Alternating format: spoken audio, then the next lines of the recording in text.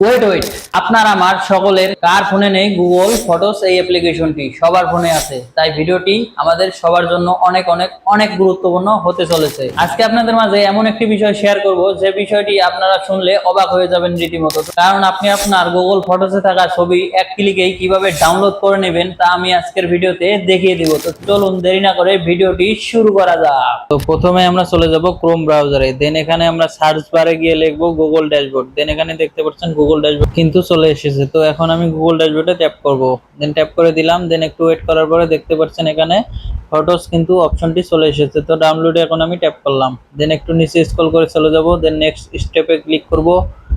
দেন এখন দেখতে পাচ্ছেন এখানে ফাইল টাইপ জিপ করা আছে, তো জিপেই থাকবে। দেন ফাইল সাইজ 4GB করে নিতে হবে। তারপরে একটু নিচে চলে এসে ক্রিয়েট এক্সপোর্টে ক্লিক করলেই কিন্তু আপনার সকল ফটোস ডাউনলোড হয়ে আপনার জিমেল অ্যাকাউন্টে চলে যাবে। তো জিমেল অ্যাকাউন্ট থেকে আপনি সম্পূর্ণ ফটোগুলো ডাউনলোড করে নিতে পারবেন।